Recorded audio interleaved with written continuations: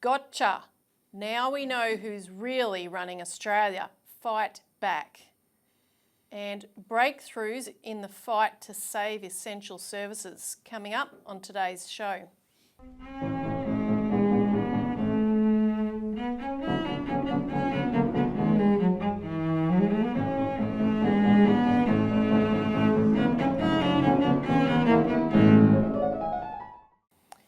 Welcome to the Citizens Report for the 25th of November 2022. I'm Elisa Barwick. Joining me today is Citizens Party Research Director Robbie Barwick. Welcome. Thanks, Elisa. On today's show, we're going to be talking about how the banks have just intervened to scrap legislation that was set to go through the House. Important legislation to keep the bankers in line. And then we're going to talk about breakthroughs that you have and others have achieved this week in Canberra in getting our inquiry into. Yeah, we just got back from the Centre of Power, where, in reference to the first headline, we found out who really is the power, and Australians have to really, see it for what it is and take it on. So stay tuned for a full report on that. Now, don't forget to hit the like button if you get something out of this show. Subscribe and hit the notification bells, and you'll get a alert about new content on the YouTube channel. And share this as widely as you can. Comment below to keep the conversation going. Now, before we get into today's topics, just remind people, and we'll keep reminding people until the deadline passes. There is an inquiry into ASIC. There's actually two inquiries. This was the subject of some mirth in our meetings in the Parliament. Two inquiries into ASIC, but we know the one headed by Senator Andrew Bragg has a deadline of the 3rd of February in terms of when people need to have their submissions in by. So spread the word. We just need to get all those people who have had these bad experiences with the regulator as a result of becoming financial victims, right? You've got to tell your story. This is a very, very serious inquiry. The committee members, I can tell you, I've heard their feedback. They want to get on top of this issue. They know that it's, when you have a regulator that doesn't regulate, the system can't work, right? And you've got to be able to enforce the laws that get broken, and ASIC doesn't do any of that. If it doesn't even investigate them, it can't prosecute and enforce the laws, right? So if you've been a victim of that, if you know people who are, and there's a lot of demoralisation out there, people think there's been lots of inquiries, etc. Well, I can say I haven't seen as much actual intent to get to the bottom of something as this, so make sure you put in your submissions. And of course it relates to what we're about to talk about, Elisa. Yeah, because whilst the banks do have a lot of control still, there are chinks in the armour, and when you see and identify those chinks in the armour, and there are MPs that are willing to force through a shift and make that chink into a massive hole, you got to take advantage of it. So we got to do that. Now, to that control of the banks. Gotcha. Now we know who's really running Australia. Fight back. If there was any doubt, it was removed this week, and if you don't see it, you've just willfully got your head in the sand. So this is in relation to a piece of legislation, the Financial Accountability Regime. Now, this is part of a host of various legislations that's been, wafting around for years since the Hayne Royal Commission, that's meant to clamp down on abuses of the banks that have, ruined so many countless Australians.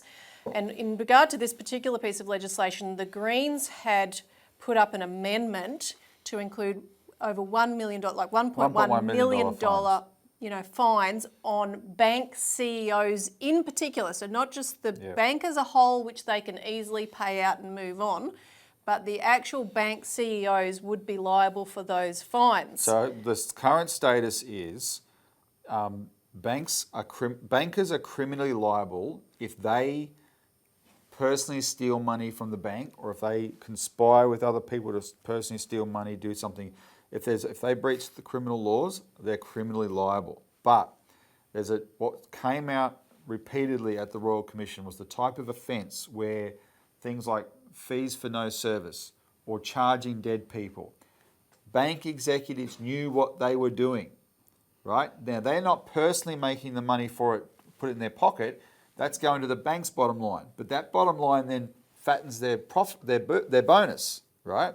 And they get to, if they're looking the other, even if they're just looking the other way, not even conspiring, if they're looking at the other way, and their bank is profiting from something and they're profiting through bonuses, they, instead of the bank being hit with the fine, which is coming from the shareholders, the people who own the banks through their superannuation funds, and not the people making the decisions that it's causing the mess. So, and because they're well paid, they're bankers, these must be hefty fines, right? That was the whole point of this legislation, to inject that, and it was recommended by the think about this, Elisa. Scott Morrison and Josh Frydenberg recommended it in January 2020. To the two biggest bankers' boys ever to be in the shamelessly devoted to the banks. They voted 26 times to protect them from the Royal Commission. But they knew after the Royal Commission, something had to change and bankers had to be subjected to these basic accountability measures, right? And then the bankers started lobbying heavily.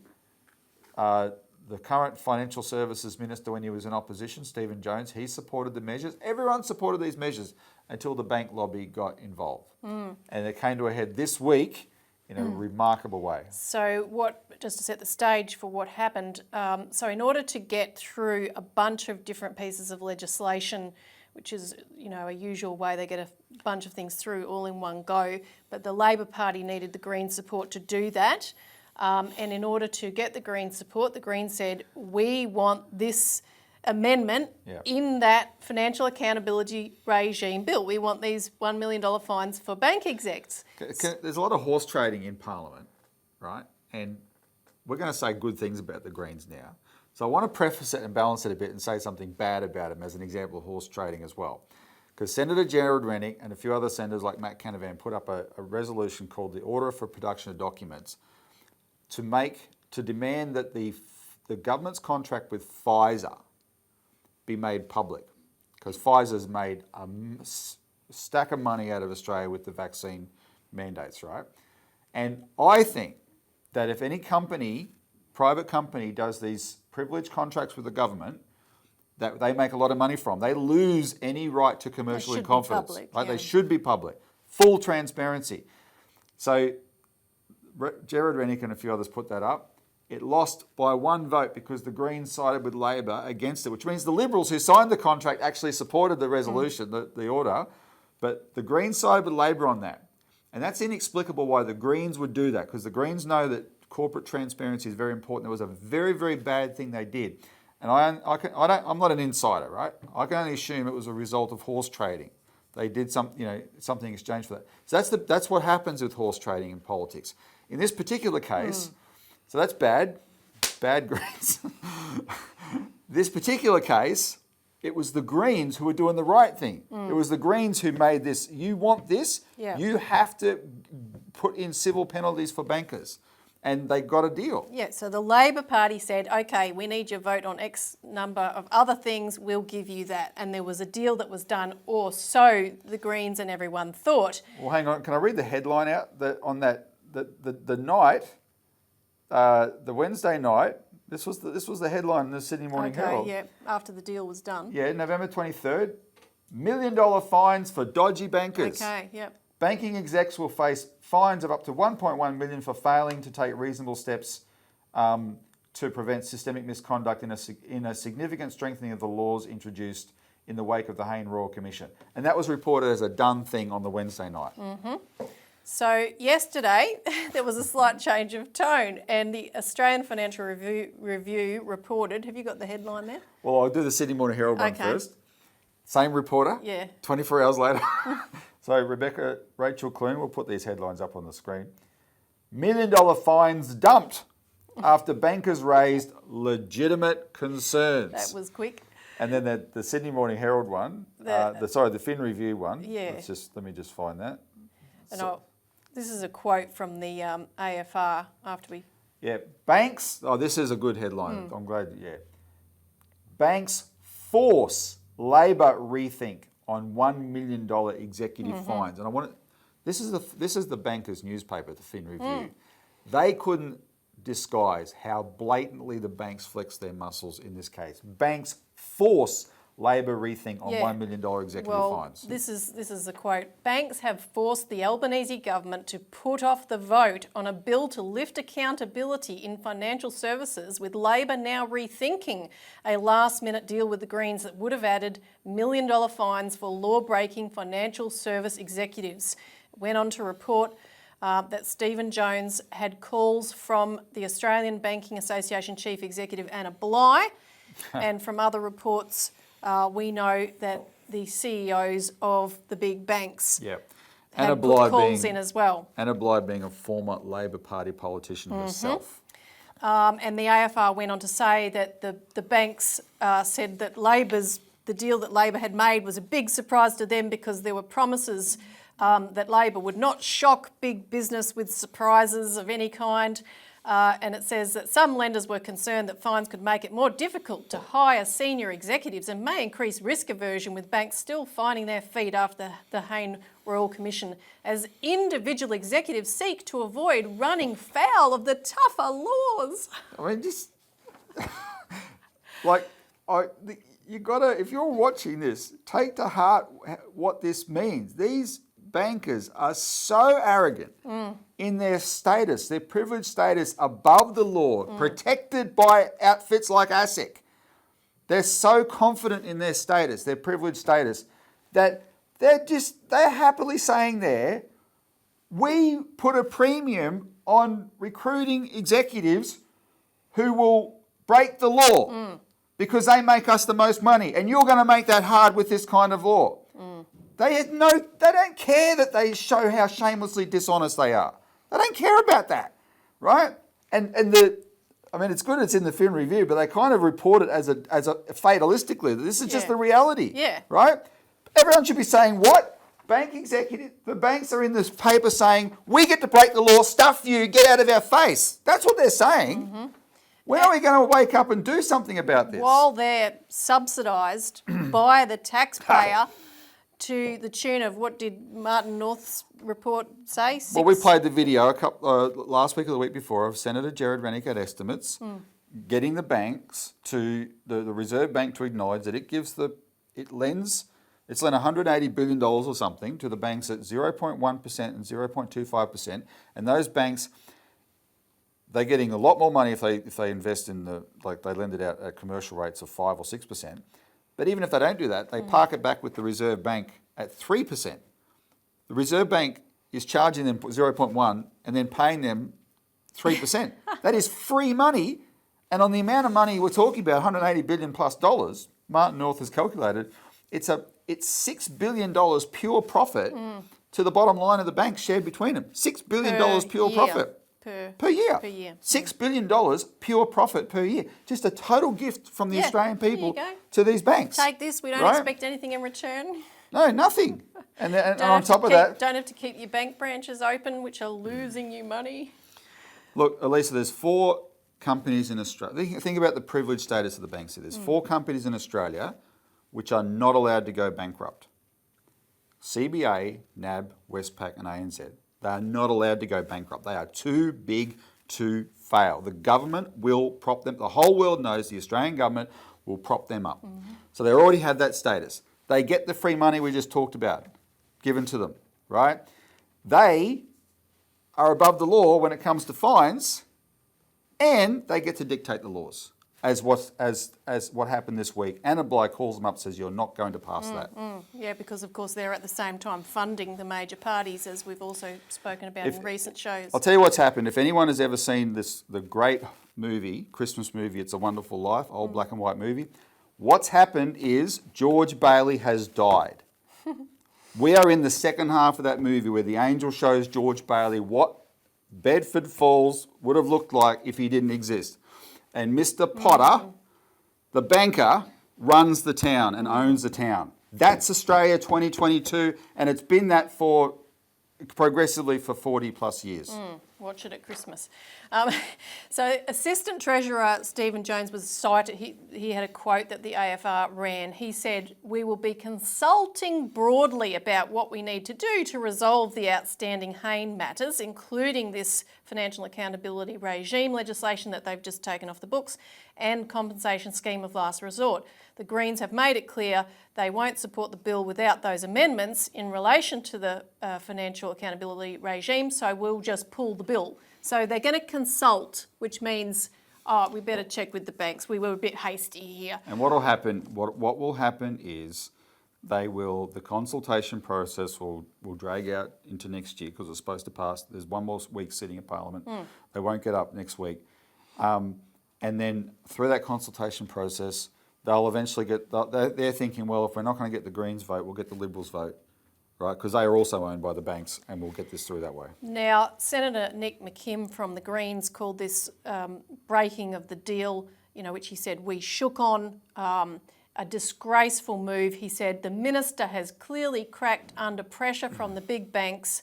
Reneging on the agreement shows that he values the interests of bank executives over bank consumers. That's the bottom line. And he also said, because Stephen Jones, who Stephen Jones' name is going to go down in infamy the way this government is going, right? We've had to take a lot of shots at him in the last 12 months, starting with the Sterling First issue. He lied to them before the election, saying that they would be included in the compensation scheme of last resort, which, by the way, was one of the bills wrapped up in this batch of them. We're going to talk about more in a second. He gave the green light to the banks to shut down regional branches, right? And now he's done this. And Nick McKim, and then because Jones is denying that they had an agreement, Nick McKim is saying if he's denying that we had a handshake, he said he's unfit to be a minister. So we'll be putting a press release out on this today. So what do we want our viewers to do? Well, we want people to. Today's Friday, Parliament's sitting. You're going to be watching this on the weekend, though. There's one more sitting of Parliament next week, right? Next week, we want wall-to-wall calls to Labor members of Parliament and National Party members of Parliament. Now, we want to be constructive in the calls, though. I mean, sometimes it's times like this, you're just tempted to call up and blast them, saying, why are you selling out? Why are you such sellouts to the banks? More importantly, what we need people to do is call the senators, Labor and National Party senators, and say, you must support the motion we're about to talk about, right? So, which is for an inquiry next week that includes the postal bank. But yeah, definitely incorporate your outrage at what we've just discussed into those. Yeah, you tell them you're angry. Yeah. You tell them you're angry. I mean, there's a fine line. The phones are answered by staffers, right? So what you want to do, you can't take it out on the staffer. You make sure the staffer knows, though, to pass on to the member of Parliament, the senator, how angry you are, right? And we're going to have Stephen Jones's name on there as well, and Jim Chalmers. I mean, you've got to be prepared to make a bunch of calls next week, right? Every call you make, we can set this building alight with phone calls, right? And I mean that in totally... Lighting up the switchboard. Lighting up the switchboards. The beautiful music that when I've walked down those corridors and you hear the phones ringing in every office as you're going past, nothing like the Citizens Party to melt the phones down. That's what we've got to do next week. The Australian people have to direct a withering blast to that building saying, if you're going to sell out to the banks, you're going to incur the wrath of the Australian people. Yeah, you won't live But we've got to make it constructive, so listen to what we're about to say. So on the second topic, breakthroughs in the fight to save essential services. So as you just mentioned, the Regional Banking Task Force, which the last government put through just before the election... I want to, preface. Imagine if we were right now reporting that every health clinic outside of major cities in Australia is about to shut down. Every single one. That's an essential service, and we're going to shut it all down, right? Or any other equivalent essential service you can think about. 20 years ago, a parliamentary inquiry defined banking services as an essential service. Yeah. Right? And it has a lot of flow-on effects. It's not the same as not being able to go to a doctor. It's a little bit different, but over time, the long-term implications get just as serious. And of course, the towns wither and die, and that's why you don't attract doctors out there. As it sort of has that sort of flow-on effect. That's what we're talking about now. Yeah. So the government put up this regional banking task force to look at the closure of banks, but it was before the election, and it was just something that was thrown out there in an appeal to get votes and They've so done forth. nothing for 9 years in government, Yeah. so desperate to knowing they're It going to was a lose the big election. issue. Yeah. You know, they raised it. What it ended up being was a vehicle. If you look at the actual final report they put out, and you can go to Dale Webster's website, the regional. We'll to put a get, link to her latest article below. Yeah, People should read it. Yeah, because you'll get, you know, rather than having to read through the whole report. But if you do read it, if you flick through it, what you see is that at every opportunity, the report advocates that, oh, well, if bank branches have to close, no matter, because we have bank at post. You know, Yep. you can go to the post office. So all the way through, that is a theme. Oh, just leave it to bank at post, right? Let the banks who are losing money over branches, you know, do what they want to do, and we'll pick up the slack and the taxpayer will pay for it. So that was the green light, that report, for a wave of bank closures, 72 since that point. Last week, we reported on the show that Senator Jared Rennick Martin North and Dale Webster put out a letter to the Rural and Regional Affairs and Transport Committee of the Senate. That's right.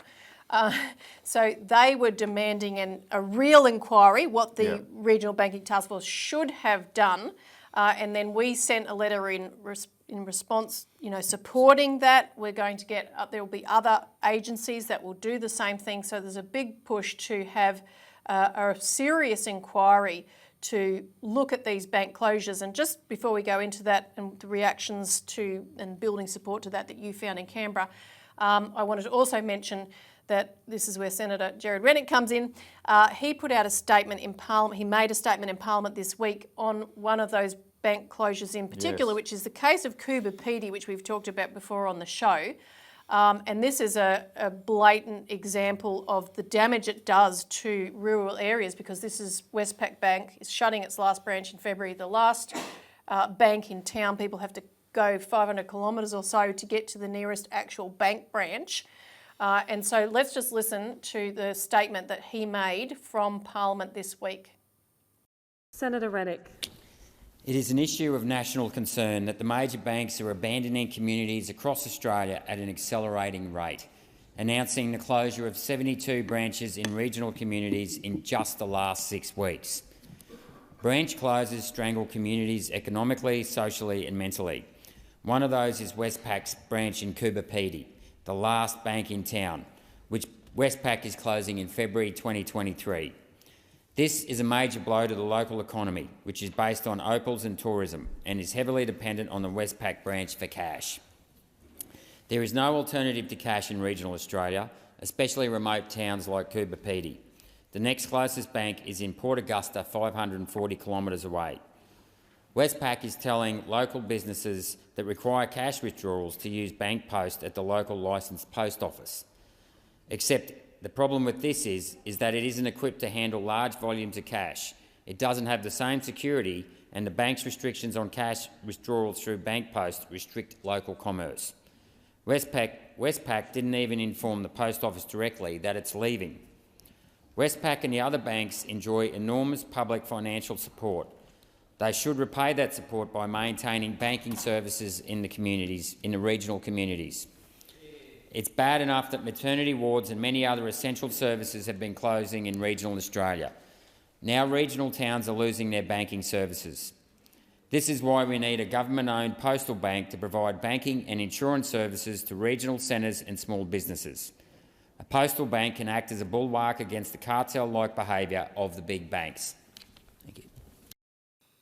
Now, in addition to that, bringing this issue, this is really beginning to become a big issue for the locals, but it's being discussed everywhere as emblematic of what's happening across the whole country. So on the evening on the 21st of November, the town of Coober Pedy held a town meeting because this is a crisis.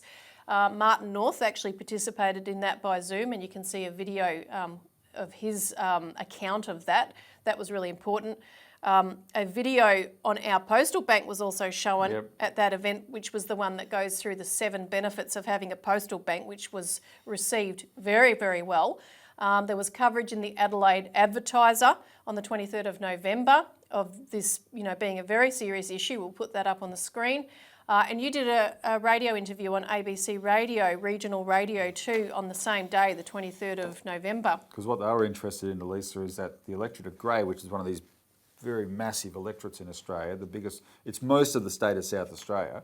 Dale Webster's figures show that since the high watermark of regional banks branches in 1975, that one electorate has lost more banks than any other electorate in Australia. More than 80% of their banks have shut. And she called it a banking desert. I quoted her on that interview, and so it's the media, especially the local media, see the impact of this. Right, that's where the rubber meets the road, and they're starting to pay attention. So that was actually good coverage, and because of that coverage, the local member of Parliament, the Liberal member of Parliament for Grey, Rowan Ramsey, met with us in Parliament this week. Yes, so you had a host of meetings on this topic in Canberra, and some of the reports we got back were quite exciting. You see the momentum building. We had an MP call us who we hadn't made an appointment to meet, and they'd gotten wind of what was happening and wanted to find out how they could be a part of it. We had Bob Catter describing a town meeting, again, a crisis meeting of sorts in his electorate. In Mareeba, yep. On similar issues, and a great amount of excitement at the discussion that came as a result of his son, Robbie Catter, putting forward the postal bank solution. This is really resonating with people. We had an MP's aide recounting the bank closures that she'd seen in her area. So you've got people that are really connected to this, and also reporting that they'd had a steady stream of calls from our people coming into their office, which is good, keep it up. Even a government member of Parliament horrified that his party had rubber stamped this regional banking task force. Look, when we get to go to Canberra, sometimes it's once a month or so for the parliamentary sitting. Every time I do, you see the enormous progress that comes, not because we're so persuasive, but because what we're trying to do is get the citizens of Australia to take responsibility and stay engaged in the political process. And that constant engagement, hats off to the people who watch this show, and when we say make phone calls, send emails, you do. Because that constant engagement is what gets their attention, right? And you can start to see, I get to participate in meetings where we see, hey, we can apply pressure here, we can influence there. And half of the job, Elisa, is educating the members of Parliament who don't know anything more than the average person, I can tell you. And they're very busy, so they don't have time to look into anything that might catch their eye. Of course, so you're educating them on all these matters. Now, the real issue, though, was we were building support for this inquiry that Dale Webster and Martin North called for in their letter, because the inquiry has a sting in the tail, right? And that sting in the tail is a provision in the terms of reference to also expand the inquiry into looking into the case for a government bank to operate through post offices. And if the Senate, so there should be a motion put up next week. The Rural and Regional Affairs and Transport Committee support the members of the committee, the 6 members of the committee. The committee, or at least the majority of the committee, support the need for an inquiry. They want to do it. This is the chairman, Matt Canavan, people like Senator Gerard Rennick, the Greens, Wish Wilson, etc. Labor's Glenn Still. They actually want to do it, but it's going to have to be passed through the Senate. The motion's going to have to be passed through the Senate, and the banks are going to look at that provision. Well, first of all, the banks are going to hate the idea of an inquiry into regional bank closures because they just rigged an inquiry. Yeah, this is the real inquiry. Yeah. They're going to say, we just had one. Yeah, you rigged it. 8 of 11 members on the task force represented banks. Yeah. We want an inquiry that's not bankers looking into their own actions and saying this is fine. We want a real inquiry, right? So the weak-kneed members of the major parties are going to have to take that on, right? But it's so shameless, so I'm hoping we'll actually be able to do it. But then when the banks see the idea of a postal bank's going to be looked at, a government bank, the only thing that can really force them to compete, because there's a thing called the Customer-Owned Banking Association and Customer-Owned Banks. There's a lot of them. They are no threat to the banks. They operate at a niche level, right? And good on them, right? Love them. There should be more of them. But they are not a threat to the banks. They are not a competitive threat to the banks. That's why the banks don't care about them as they're shutting down all their branches. The only thing, if the banks woke up one day and every post office in Australia, put the map up, Ben, every post office in Australia, all those dots were a bank that you could close down your account at NAB or ANZ, and you can go and open up an account at a government-owned bank where all your deposits are fully guaranteed, you can get low interest loans, etc., right? Full banking services, they will have a fit. But it's the best thing for them. Now, on the other hand, we all know, because we've been talking about this for years, that post offices are under huge pressure. Mate. They cannot make ends meet, and yet we're throwing everything on the banks by shutting their branches, are throwing everything back onto them. Now, remember, we ran a huge campaign to defend Christine Holgate, who had signed this extraordinary deal to force the banks to pay for something they were getting for free, that they could run bank services at the post office and use the post office staff to do it all for them for nothing. Christine Holgate did the deal of the century and forced them to pay $20 million a year for that privilege. But after she was turfed out and the deal was redone and revisited, they paid far less. I mean, it was a miracle it even survived at all, I suppose, but they paid probably half as much. We know they cut what they paid. And the question, because that's commercial in confidence, no one really knows the ultimate figure. Yeah, well, the reason we know it's commercial in confidence is I put in a Freedom of Information request. And I was told, you're not going to be told how much the banks agreed to pay to renew the deal because that's commercial in confidence. But in 2018, Christine Holgate announced, and the banks did not care in 2018 when Christine Holgate announced to the world they'd all paid, well, 3 of the 4 had paid $20 million each. Nothing in confidence about it this time. And so the only explanation for it being commercial in confidence is because they smashed how much they're prepared to pay. So that was raised in Parliament. Yes, Pauline Hanson from One Nation raised it this week, and we will have to wait and see what they come back with. They'll answer this question on notice. But watch the video. When you do, we're going to play the clip of this. So in the Senate, you get this. It's a little bit ridiculous, I reckon, sometimes, but you get a question and 2 supplementary questions, right? So Pauline Hanson, Senator Hanson, used that to ask this series of questions to Senator Murray Watt, representing the Communications Minister.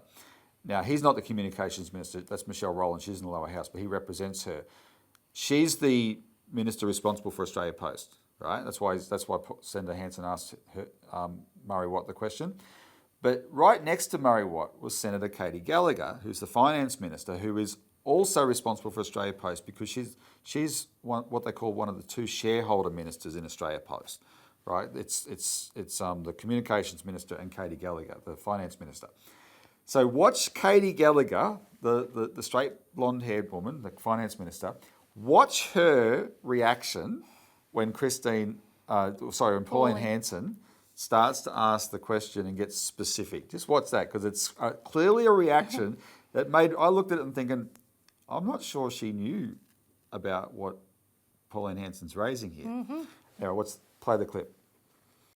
Senator Hanson. The Minister representing the Minister for Communications, Senator Watt. In 2018, Australia Post CEO Christine Holgate secured a deal with the CBA, NAB and Westpac to pay $20 million each every year as a representation fee for Bank at Post to serve their customers. Will the Minister confirm this fee has been halved in the new agreement to $10 million a year each? Thank you, Senator Hanson. Minister Watt. Thank you, President, and thank you, Senator Hanson, for that question. I'll have to take the precise details of that question on notice. I don't have that information to hand, but I know that many Australians right around Australia, particularly in rural or regional areas, depend very heavily on Australia Post services, and that's something that we very much support. We've, for instance, stood very much against Senator Rennick. Senator Rennick gets a go. Senator His Rennick. own side won't give him a go, so he's got to have a go during Senator Hanson's question. So what I was actually about to say prior to Senator Rennick's interjection was that Labor has always stood against the privatisation of Australia Post, for example. But the nature of Australia Post services is changing over the years. I know that they're increasingly moving towards parcel services rather than postage, but they do provide a vital service to rural and regional areas in particular, as well as servicing our cities increasingly with the parcel business that they have been operating. But Senator Hanson, I'm happy to come back to you on notice with the answer to your specific question as soon as I get those details. Senator Hanson, first supplementary. Yeah, thank you very much, because I appreciate that you don't know the answer to that, but I have been told on good advice that it is $10 million a year. Now, a lot of these these post offices actually rely on that money that they're making from that $20 million a year that was made them viable to actually keep their doors open. So the banks are making billions of dollars profit a year. If this is the case, if they have actually dropped it to $10 million a year, what will your government do to address this? Thank you, Senator Hanson. Minister Watt.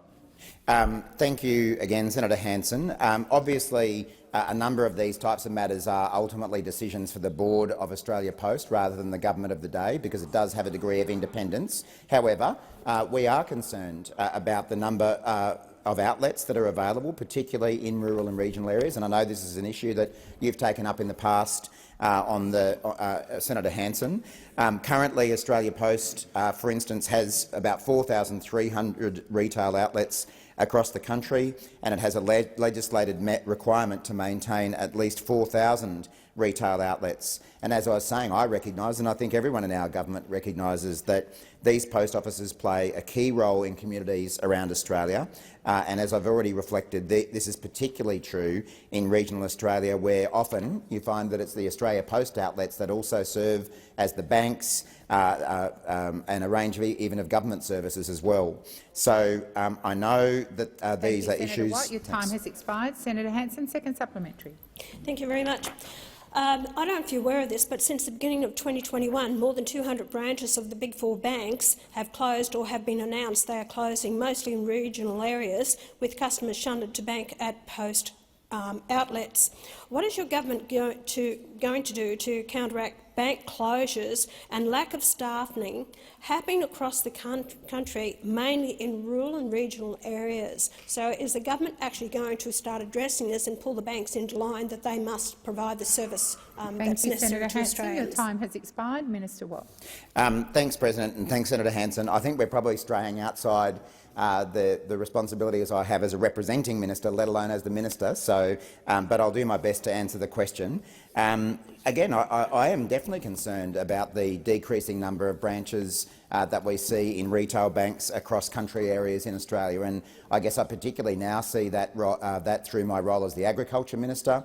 It was only last week that I was in rural, I'm pretty sure the conversation happened in South Australia, about the impacts of bank closures in those communities, and it places real pressure on those communities when they can't access those services. Actually, I remember now it was Moree I was having the conversation.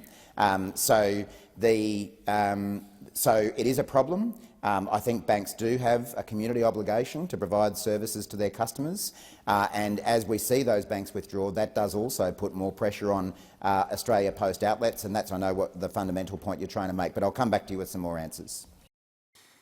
So there you go, Elisa.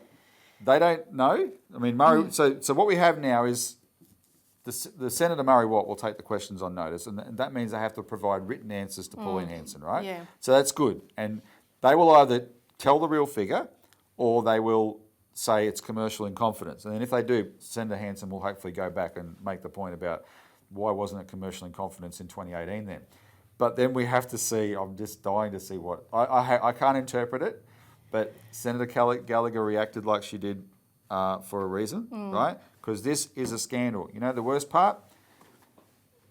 By taking less money, and a senator's aide told us this, that she had called Australia Post this week, and Australia Post representatives admitted to her they didn't get enough money out of the banks. And now Australia Post, which has to operate commercially, is under pressure to keep its post offices open. So you've got a perfect storm developing here. You've got the banks, through the Regional Banking Task Force, gave themselves the green light to mass close regional branches, with the assumption is they'll be able to push all their customers onto the post office, and you got the pressure on the post office. Australia Post is circling around a toilet bowl. Yeah. I can tell you, to shut them down. You will have no banking services and essential service out in regional Australia if those two come together. Yep. But what is the perfect solution? We are offering them the perfect solution. I saw one senator, it's basil and tomato. This is so good. There's a match made in heaven. Postal service with 4,300 branches, banking services that regional Australia is crying out for. Put them together. The postal service means the banking services can be provided cheaply because the post office is already there. And the banking services means the post office gets all the revenue it'll ever need to maintain its branch network. What's not to like? It's good for absolutely everybody except Anna Bligh and the 4 executives of the big 4 banks. Stuff them! And it solves the problem of having these private banks getting $6 billion of free money a year. Yeah. I mean, are they having to operate commercially? On the other hand, Australia Post having to operate commercially, it has to show a profit, and yet being slugged by the banks to do all their work for them. Now, I wanted when the solution is so clear, yeah, no, that's right. Because when I wanted to raise the you fact get so angry that when the Commonwealth Bank, which used to be a government bank, right? So when it was a national bank, a bank of the nation to create the funding and the financing to build Australia, when that idea of the Commonwealth Bank was just a twinkle in King O'Malley's eye, in 1909, when he stood up in Parliament and spoke for 5 hours with some interjections, but nonetheless, a 5-hour speech, and he was describing. They changed the rules after that, by the way.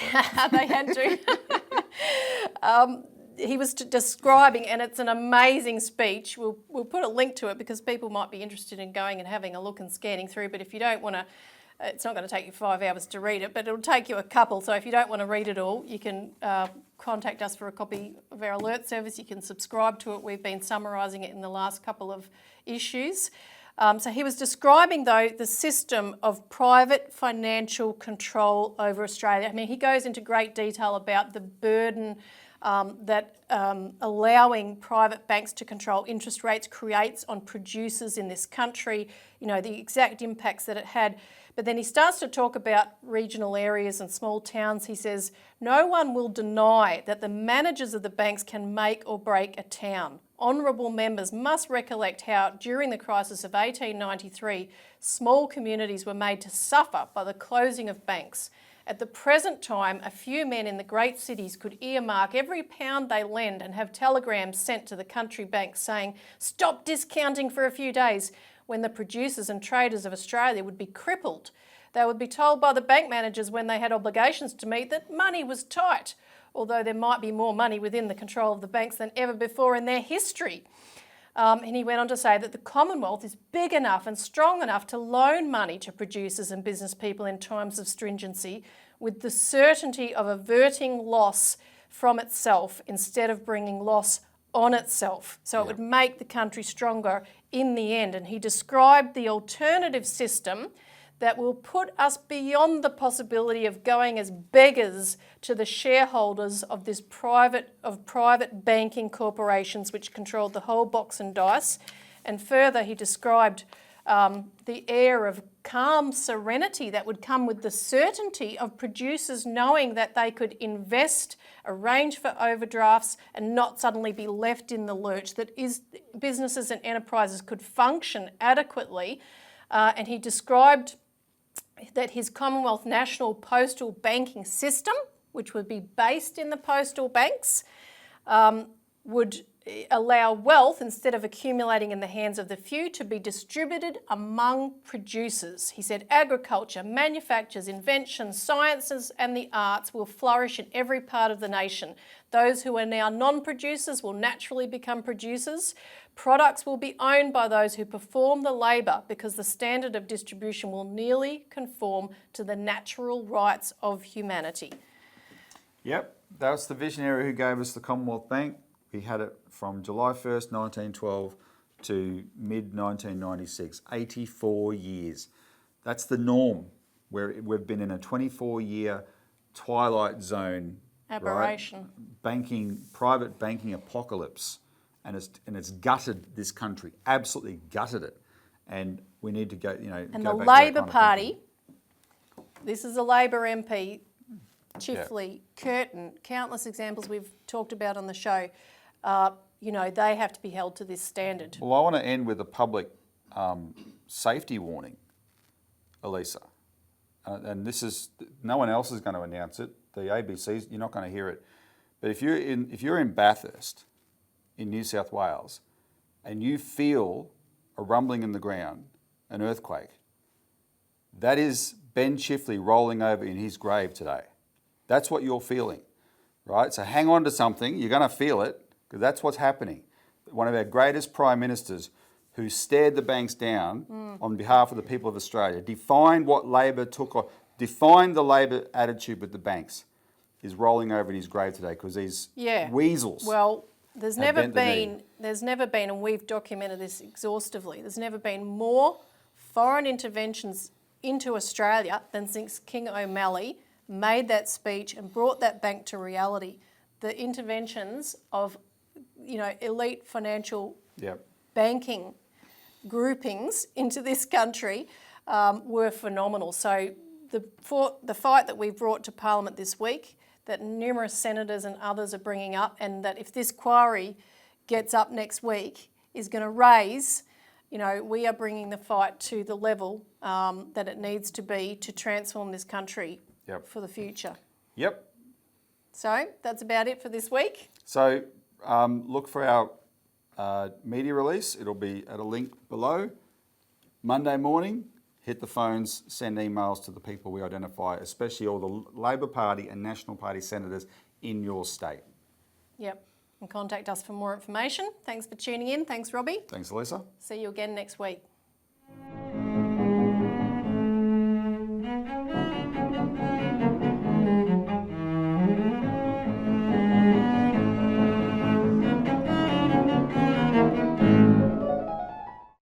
Authorised by Robert Barwick, Citizens Party, Melbourne.